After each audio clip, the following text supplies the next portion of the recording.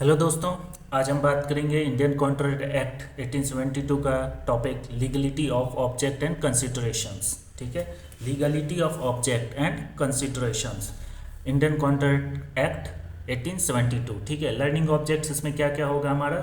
Meaning of lawful object क्या है, lawful consideration क्या होता है, अनलॉफुल एग्रीमेंट्स क्या होता है, agreements oppose to public policy, trading with enemy, marriage brokerage agreements, maintenance and champerty. ठीक है, trafficking in public offices and honours, interference with administration of justice, agreements in restraint of trade, agreements in restraint of marriage, agreements in restraint of legal proceedings, wagering agreements। ठीक है, और एक contingent contract। ठीक है, relevant sections देखेंगे 23 से 36, landmark cases और questions देखेंगे। ठीक है, तो ये सारा टॉपिक्स हम आज कवर करेंगे किसके अंदर, legality of object and consideration, Indian contract act 1872। ठीक है, स्टार्ट करते हैं फटाफट। Lawful object and lawful consideration, सबसे पहले ये सीखेंगे। ए valid contract requires not only free consent and competent parties. तो एक लॉफुल कॉन्ट्रैक्ट में पहले हम क्या पढ़े थे कि कॉम्पिटेंट पार्टीज होनी चाहिए। ठीक है, कॉम्पिटेंट मतलब कि जो वो समझदार लोग होने चाहिए, जो समझ सके सही गलत। ठीक है, और फ्री कंसेंट मतलब स्वेच्छा से वॉलेंटरली अपना कंसेंट दिए हों। ठीक है, बट आल्सो इसमें क्या चीज़ होता है, एक वैलिड कॉन्ट्रैक्ट में एक लॉफुल ऑब्जेक्ट भी होना चाहिए, एक लॉफुल कंसिडरेशन भी होना चाहिए। तो कंसिडरेशन हम पहले पढ़े थे कि कोई थिंग होना चाहिए, बदले में लेन देन जैसे हो रहा है। ठीक है, तो कोई चीज़ अगर कंसीडर हो रहा है, कोई थिंग जो है उसका जो है मतलब क्या हो रहा है कि वहाँ से लेन देन हो रहा है। ठीक है, तो उसको हम कंसिडरेशन बोल रहे थे। बट वो कंसिडरेशन क्या होना चाहिए, लॉफुल होना चाहिए। ऐसा नहीं कि तुम मुझे उसे मार दो मैं तुम्हें 5 लाख रुपया दूंगा, तो ये एग्रीमेंट तो नहीं हुआ, क्यों इसमें कंसिडरेशन तो है पैसे का, बट जो मार देना वो जो है अनलॉफुल कंसिडरेशन होगा। तो इसीलिए एक वैलिड कॉन्ट्रैक्ट में क्या होना चाहिए, एक लॉफुल ऑब्जेक्ट होना चाहिए। ऑब्जेक्ट मतलब एक प्रॉपर उसका एक क्या होना चाहिए, पर्पस होना चाहिए। ठीक है, कि उसका एक गोल होना चाहिए, लॉफुल गोल होना चाहिए। ऐसा नहीं कि किसी को मार देना का एक एग्रीमेंट हुआ तो वो थोड़ी ना हुआ। ठीक है, तो पर्पस जो हमारा जो ऑब्जेक्टिव होना चाहिए वो भी लॉफुल होना चाहिए। If either is unlawful the agreement becomes wide. अगर अनलॉफुल अगर कुछ भी चीज़ इसमें हुआ तो वो स्टार्टिंग से ही वाइड हो जाएगा। ठीक है, अब Rahul agrees to pay Aman 2 lakh to steal confidential company documents although there is an officer acceptance and, इसमें आपको एक ऑफर देखने को मिल रहा है, एक एक्सेप्टेंस है, एक कंसिडरेशन भी है। But the agreement is wide because object is unlawful. यहाँ पे जो चोरी करने का चीज़ है वो अनलॉफुल है। ठीक है, अब आते हैं meaning of object. The object is the purpose और the aim of the agreement. तो वही बात हमने स्टार्टिंग में बोला कि ऑब्जेक्ट मतलब एक ऑब्जेक्टिव होना चाहिए, एक पर्पस होना चाहिए, एक गोल होना चाहिए किसी एग्रीमेंट को बनने का। ठीक है, I will pay 5 lakh if you construct my house. तो यहाँ पे ऑब्जेक्टिव क्या है, पर्पस क्या है कि कंस्ट्रक्शन होना। ठीक है, अब उसके बदले क्या लेन देन होगा, पैसा होगा। ठीक है, तो ये लॉफुल है। I will pay 5 lakh if you burn my competitors warehouse, simple है। डिस्ट्रॉइंग प्रॉपर्टी अनलॉफुल एक्टिविटी होगा, तो ये वाइड हो गया। ठीक है, meaning of consideration, consideration is the price paid for the promise, it must be lawful. अब है Rahul promises 50,000 if Aman supplies furniture, तो लॉफुल कंसिडरेशन है। ठीक है, अब है Rahul promises 50,000 if Aman smuggle gold. ठीक है, ये स्मगल किया हुआ गोल्ड का ट्रांजेक्शन हो रहा है यहाँ पर। ठीक है, तो ऑब्वियसली बात है इलीगल कंसिडरेशन में आ गया, तो वाइड हो गया एग्रीमेंट। अब आते हैं सेक्शन 23 जो कि हमारा इंडियन कॉन्ट्रैक्ट एक्ट 1872 क्या कह रहा है, what consideration and objects are lawful. तो इसके हिसाब से सेक्शन 23 में क्या लिखा हुआ है कि कौन सा कंसिडरेशन और ऑब्जेक्ट्स जो है लॉफुल आएगा। ठीक है, section 23 is 123 is one of the most important provisions in Indian contract act. ठीक है, इट प्रोवाइड्स द कंसिडरेशन और ऑब्जेक्ट इज लॉफुल। ठीक है, it is forbidden by law, it defects the provisions of any law, it is fraudulent, it involves injury to a person और a property, it is immoral, it is oppose to the public policy. अगर इन सब में fit बैठ रहा है तो वो वाइड हो जाएगा एग्रीमेंट।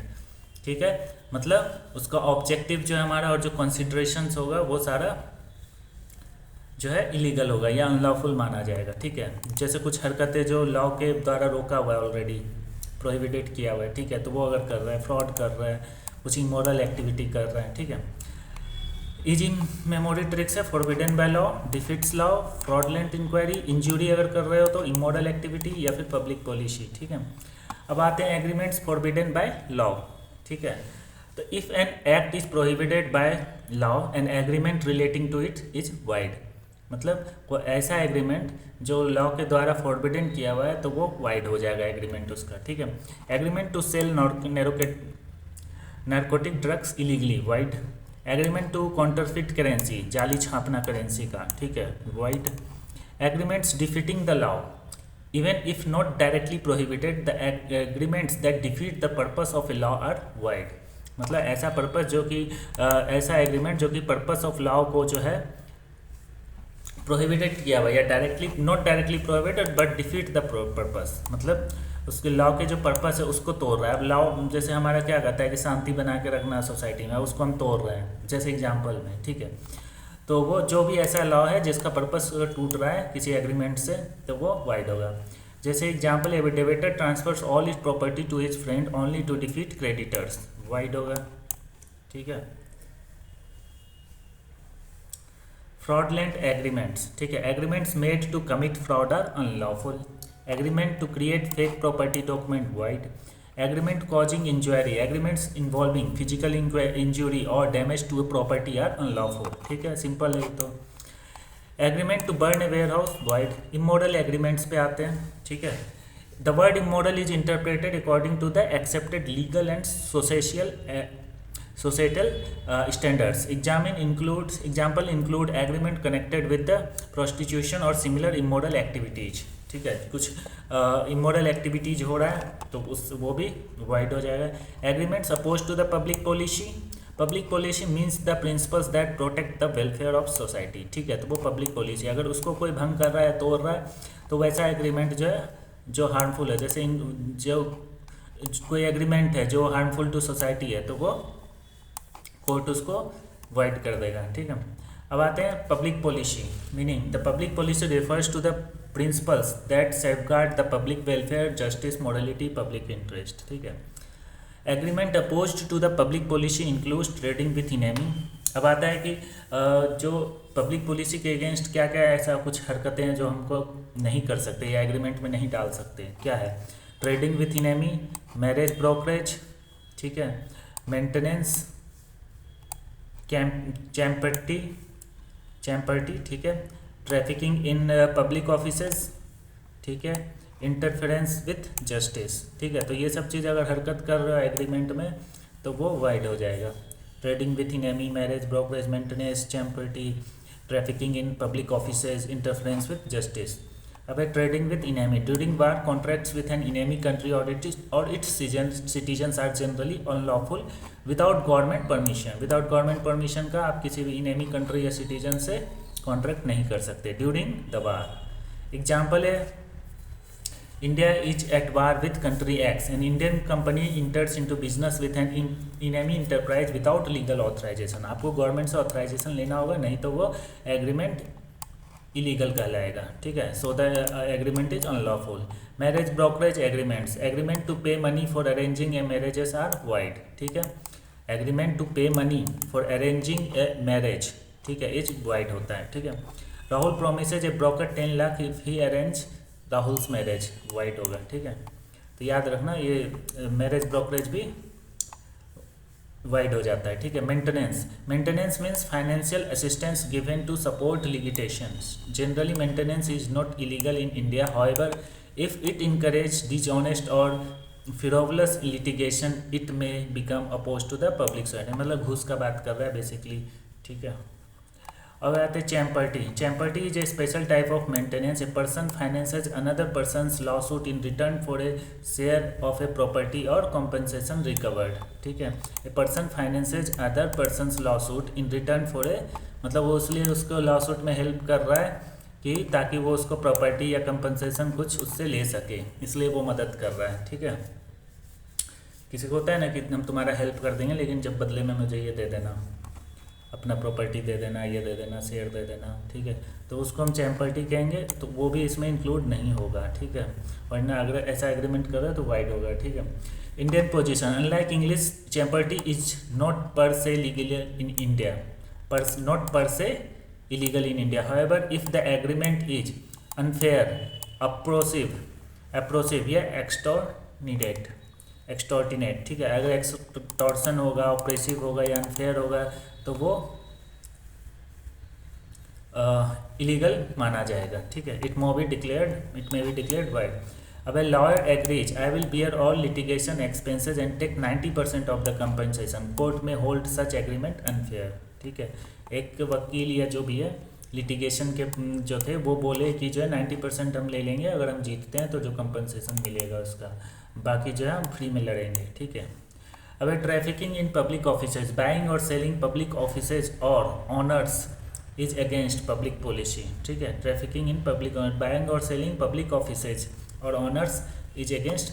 आई विल पे 50 lakh if you secure me A government post, ठीक है। ये वाइड हो जाएगा, जैसे उसने बोला कि जो हम 50 लाख दो, हम जो है तुमको गवर्नमेंट में सीट दिला देंगे बिना एग्ज़ाम दिए या जो भी है, ठीक है, तो वाइड हो जाएगा। Interference with administration of justice, ठीक है। Agreements interfering with justices are void. Example includes paying witness to give false evidence, suppressing evidence, influencing जजेस इलीगली, ठीक है। Interference with administration of justice. Agreements interfering with the justices are wide. Examples include paying witness to give false evidence, ठीक है, तो अगर इस type का agreement है वो तो वैसे ही इलीगल है। Suppressing evidence, influences judges illegally, ठीक है। तो मतलब एडमिनिस्ट्रेशन ऑफ जस्टिस के अंदर जो काम कर रहे हैं उससे अगर इंटरफेरेंस हो रहा है कोई एग्रीमेंट तो ऑब्वियसली वो इलीगल होगा। A person agrees to pay witness to change testimony, void होगा। Agreements in restraint of trade, ठीक है। Agreements in restraint of trade section 27 बता रहा है general rule, every agreement restraining unlawful trade business और profession is void. मतलब unlawful जो भी ट्रेडिंग होगा या फिर बिजनेस या प्रोफेशन होगा वो वाइड होगा। Meaning a person can not normally be prevented from carrying on unlawful business, carrying on A lawful business. उसके बाद मतलब लॉफुल बिजनेस को करने से कोई रोक नहीं सकता। Rahul sells is grocery shop, buyer says you can never run any business anywhere in India, void, ठीक है। मतलब एक पर्सन कैन नॉट नॉर्मली भी रोका जा सकता है to carry a lawful business, मतलब एक लॉफुल बिजनेस अगर वो करना चाह रहा है तो उसको कोई रोक नहीं सकता है, ठीक है, ठीक है। An agreement restraining lawful businesses या फिर प्रोफेशन इज वाइड, मतलब कोई ऐसा एग्रीमेंट जिसमें हम तुम्हें कह रहे हैं कि तुम ये बिजनेस या ये तुम पोस्ट पे नहीं बैठने देंगे तुमको, ठीक है, तो वो इलीगल होगा, ठीक है। जैसे इसने कहा कि you can never buy any, you can ever run any business anywhere in India, ठीक है, तो वाइड होगा। Sale of goodwill, the seller may agree not to carry a similar business within reasonable limits of time, area and nature of business. Exception है, a seller may agree not to carry a similar business, ठीक है, within reasonable limits of time, area या nature of business, ठीक है। अब जैसे होता है ना कि कंपनी बिक गई, कंपनी में अब उसमें एग्रीमेंट्स होते हैं कि इस टाइप का बिजनेस आप दोबारा नहीं करिएगा, ये वो, ठीक है, जिससे खरीदा है, ऐसा कुछ होता है। सेल ऑफ गुडविल कहते हैं, ठीक है, जिसमें time, area, nature of business देखा जाता है, ठीक है। लैंडमार्क केस है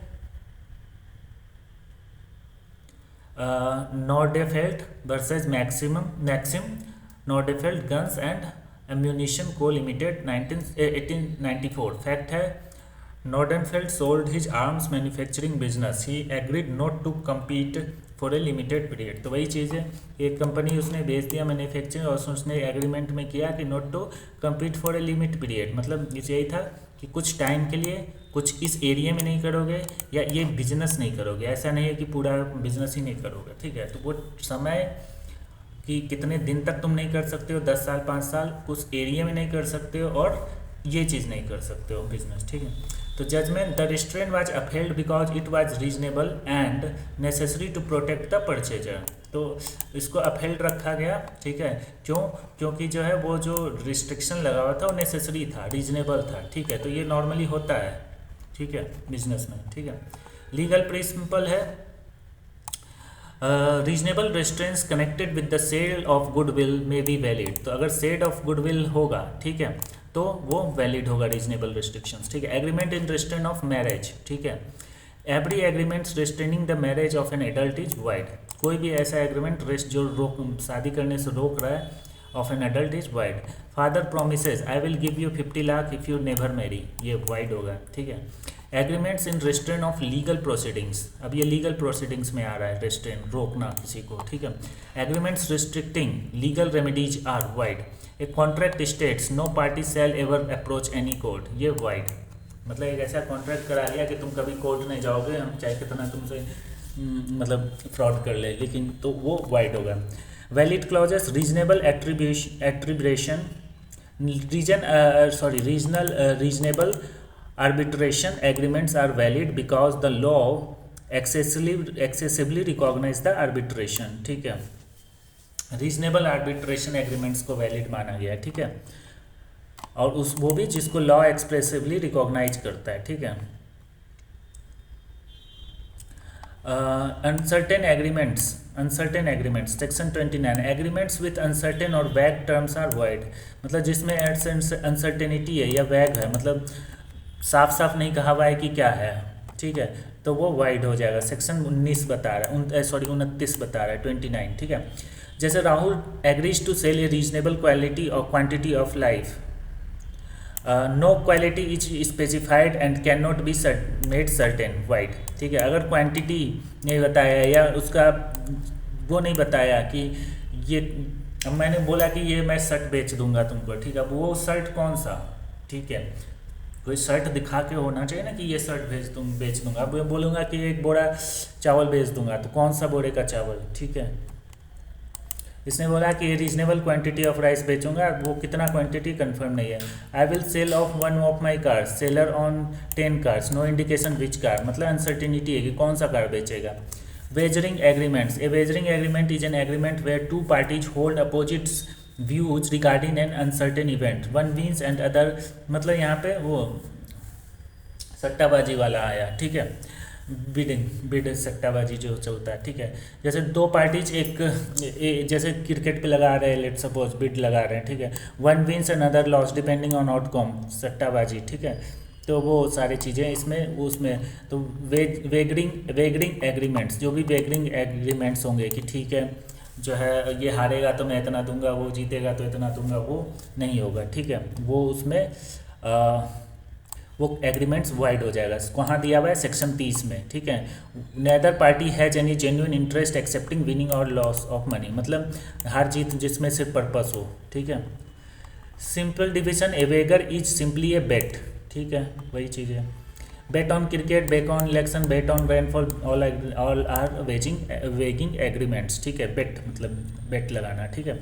अब आते हैं essential of wagering agreements. Uncertain event होता है, actually mutual chance of gain और लॉस होता है, no control over the event होता है, ठीक है। No genuine interest except the stake, ठीक है, सिर्फ हार जीत और उस पर लेने का होता है, और उसमें पैसे का लॉस या गेन हो सकता है, ये इसके अलावा और कुछ नहीं हो सकता है, और अनसर्टेन इवेंट होता है, और no control over the event होता है। Legal effect section 30, wagering agreements are void, however they are not legal not illegal in most parts of India unless prohibited by special statutes, ठीक है।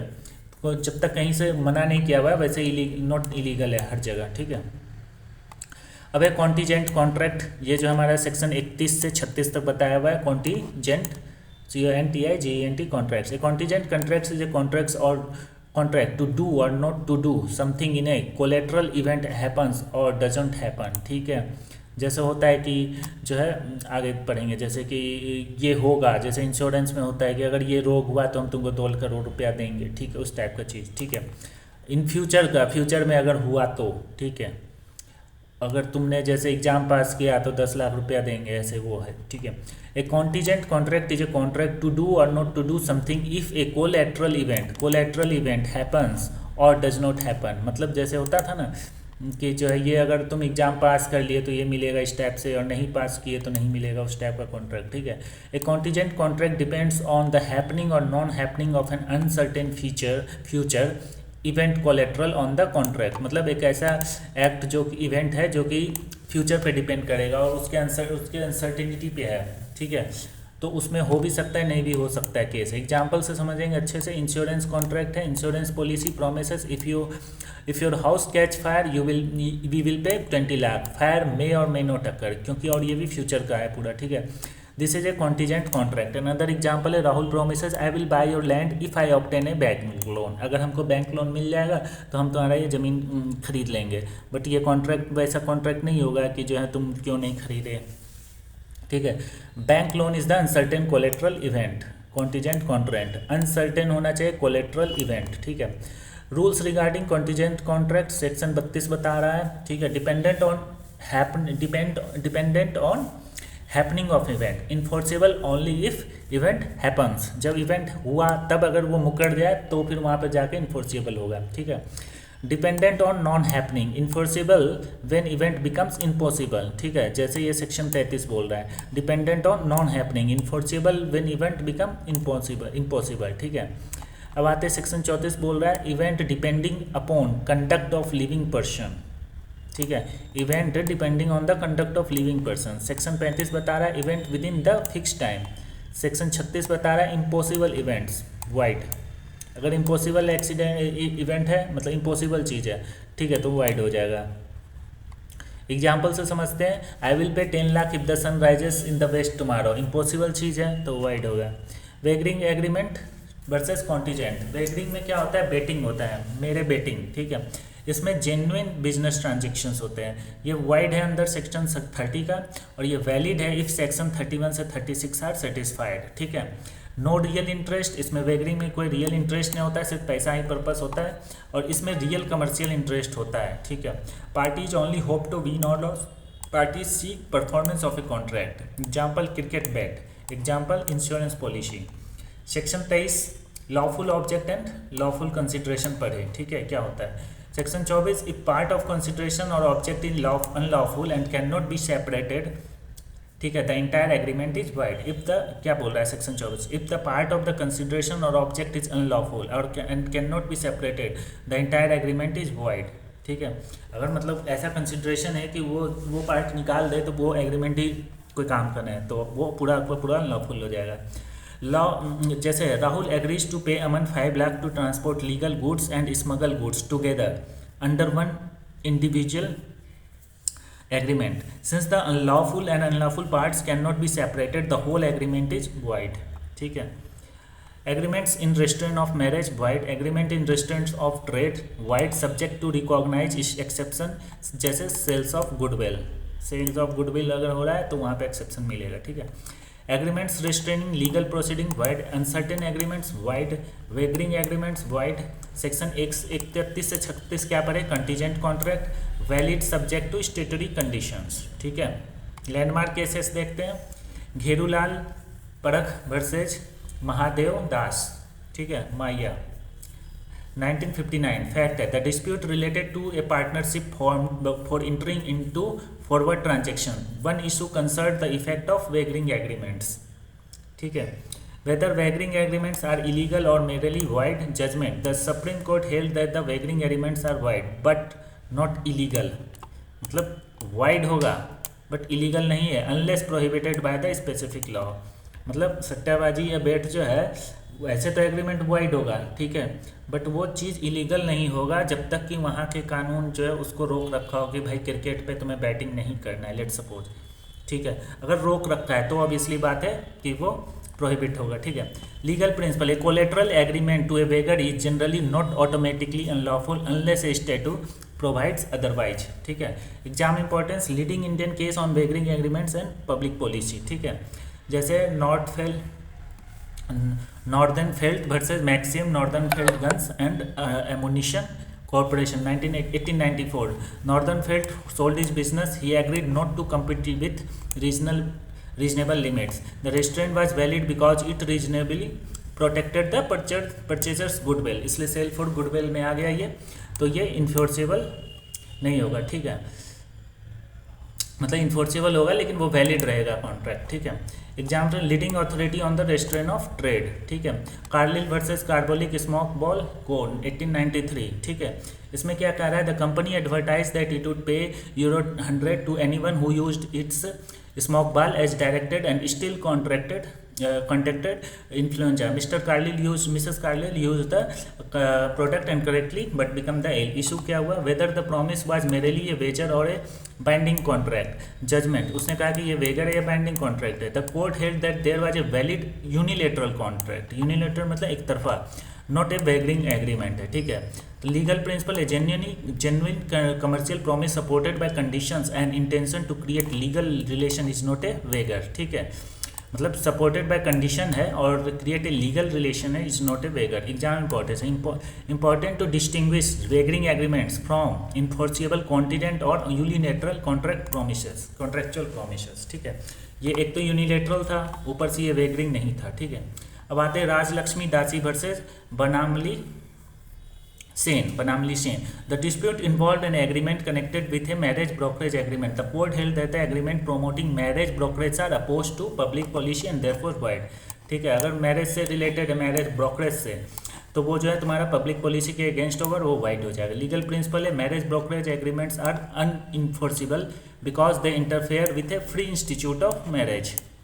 ठीक है, वो इंटरफेयर करते हैं किससे? Free institution of marriage. हमारा पब्लिक पॉलिसी करता है कि फ्री इंस्टीट्यूशन ऑफ मैरिज है, उसको इंटरफेयर कर रहे हैं. ठीक है, exam importance frequently cited with discussing agreements oppose to the public policy. अगर अपोजिशन ऑफ पब्लिक पॉलिसी में एग्जाम्पल देना होगा तो ये वाला एग्जाम्पल है राजलक्ष्मी दासी वर्सेज बनामली सेन. ठीक है, अब आते हैं differences contingent versus wagering agreement versus contingent contract. Nature bet होगा, इसमें जेन्युइन कॉन्ट्रैक्ट होगा. कॉन्टीजेंट में कोलेट्रल मतलब depend on the collateral event. ठीक है, फ्यूचर कोलेट्रल इवेंट. ठीक है, no real interest in except winning loss. इसमें रियल कॉमर्शियल या लीगल इंटरेस्ट हो सकता है. ये सेक्शन 30 में, ये सेक्शन 31 से 36 में डिफाइंड है. No enforceable contractual right, enforceable when the contingency occurs, मतलब इवेंट अकर होगा तो. ठीक है, betting on a cricket match, fire insurance policy. अब 1 टाइम डिवीजन है, 1 मार्क्स रिवीजन है, फटाफट करते हैं.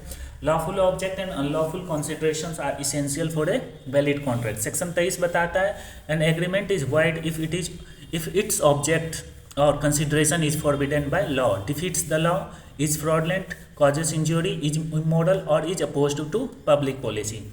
Agreements opposed to public policy include trading with enemy, marriage brokerage, trafficking in public offices.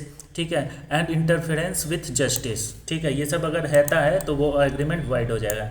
Maintenance in generally permissible in India and champerty is valid unless unfair और unconscionable. ठीक है, चैम्परिटी valid है जब तक कि वो फेयर रहे. ठीक है, और मेंटेनेंस भी जनरली परमिसेबल है जब तक कि वो कहीं से रोका गया ना हो. ठीक है, agreements is restraint of trade. Section 27 बता रहा है agreements in restraint of trades are generally void except reasonable restraints connected to the sale of goodwill.